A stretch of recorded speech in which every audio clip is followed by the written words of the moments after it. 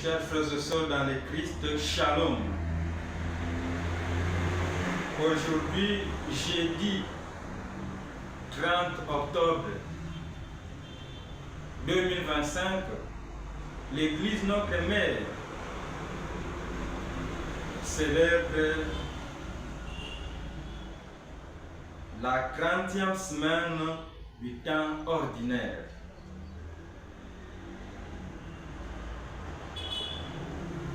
Luc chapitre 13, verset 31 à 35. Avant de commencer cette homélie, je voudrais vous poser une question. Est-ce que nous sommes vraiment obligés d'écouter le conseil de nos amis, de nos camarades, de nos connaissances, de nos familles, de nos entourages, même de nos églises? Est-ce que nous sommes vraiment obligés? Surtout si ces conseils-là ne sont pas de bons conseils. Écoutez le conseil que quelques pharisiens donnent à Jésus et la réaction de Jésus. À ce moment-là, quelques pharisiens s'approchèrent de Jésus pour lui dire: Pars, va-t'en d'ici. Hérode veut te faire mourir. Va-t'en d'ici, pars. Hérode veut te tuer. C'était un bon conseil pour ces quelques pharisiens, mais un mauvais conseil pour Jésus. Donc c'est dire que pour des amis et connaissances, ça peut être un bon conseil pour eux, mais pour toi-même, est-ce que c'est un bon conseil à écouter? Est-ce que tu es obligé à écouter? Jésus n'écoute pas ce conseil, il répond: il ne convient pas qu'un prophète périsse en dehors de la ville sainte, Jérusalem. Chers frères et sœurs, Jésus refuse, Jésus n'écoute pas ce conseil. Cette phrase est une affirmation prophétique de son destin de Jésus, à être crucifié dans la ville sainte, Jérusalem, qui a une longue histoire. Jérusalem qui a une longue histoire des rejets et des morts des prophètes. Jésus dit cela pourquoi? C'est en réponse aux pharisiens qui voulaient les faire fuir. Mais Jésus savait qu'il devait se rendre à Jérusalem pour accomplir son œuvre, pour sauver l'humanité, même si cela signifiait sa mort imminente.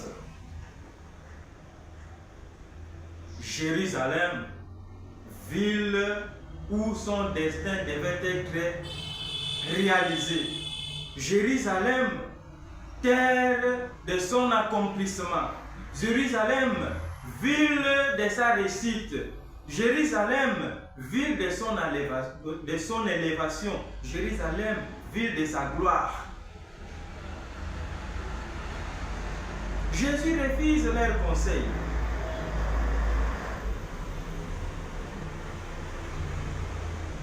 Pourquoi? Parce que malgré que Jérusalem est une ville qui a une longue histoire des rejets des prophètes, mais Jésus est déterminé d'y aller parce qu'il sait qu'il est capable de changer les cours des choses, de transformer l'histoire. Les prophètes étaient rejetés, morts à Jérusalem, mais Jésus change la donne. Il y va. On les rejette aussi, on les crucifie, on les tue, il meurt, mais il ressuscite glorieux et il donne le salut au monde entier. Voilà, Jésus change l'histoire. Jérusalem était une ville mal réputée. Aujourd'hui, il y en a qui ne sont jamais arrivés à Jérusalem, qui ne sont pas encore arrivés à Jérusalem, mais qui vivent le Jérusalem. Il y en a qui ne sont pas encore arrivés à Jérusalem, mais qui vivent tout ce qui s'est passé à Jérusalem. Il y en a qui, leurs groupes WhatsApp, leurs plateformes WhatsApp, leurs familles, leurs églises, nos groupes WhatsApp, nos plateformes, nos églises, nos familles sont transformées en Jérusalem, lieu de groupuscules, lieu de complot, lieu de rejet, lieu où on crucifie chaque jour, on critique à tort, on tue les prophètes, les serviteurs de Dieu, les envoyés de Dieu. Je voudrais vous dire une chose ici. Nous avons deux registres précis. Soit on est des prophètes qui subissent la persécution à cause de la vérité, à cause de la justice. Soit on est dans le registre de celui de Jérusalem où on critique, on tue les prophètes, les serviteurs de Dieu. Jésus refuse d'écouter le conseil des pharisiens parce qu'il savait qu'il devait aller là-bas pour accomplir sa mission. Et vous, parfois le conseil que vous donnent vos amis, vos connaissances, vos camarades, vos familles, ce sont ces conseils-là qui vous éloignent de la réalité.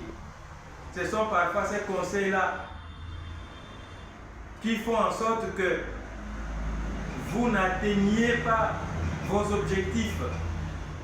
Ce sont ces conseils-là qui peuvent faire en sorte que vous n'arriviez pas à votre terre d'accomplissement. Si ce conseil-là pour eux est bon, mais pour toi, ce n'est pas un bon conseil, n'écoute pas ça.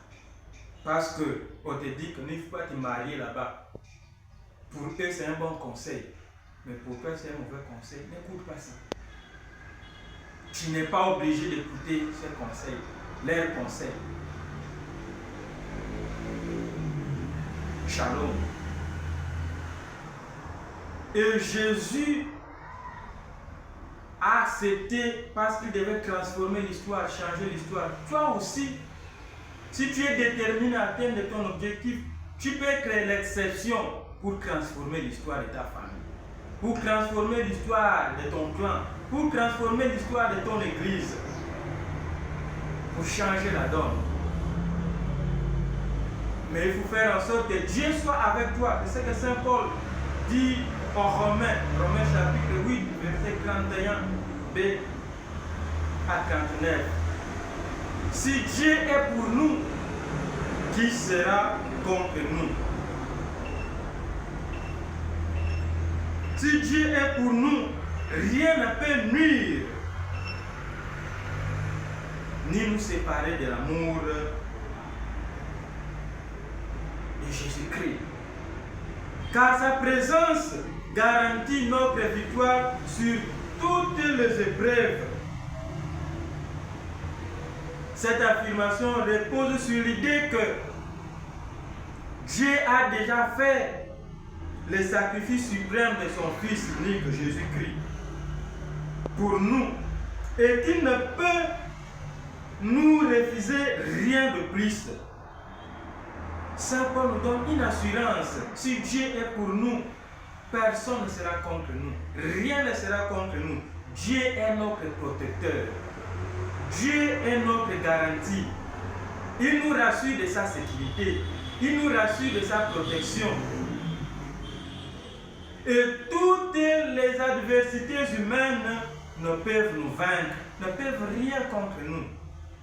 Si Dieu est avec nous, si Dieu est avec toi, il marchera avec toi, il cheminera avec toi, il te bénira, tu seras comblé de ses grâces et dons. parce que lui, il est avec toi, il ne va jamais accepter que tu vives les échecs. Il ne va jamais accepter, s'il est avec toi, que tu perdes. S'il est avec toi, tu seras vainqueur. Et si tu veux être vainqueur,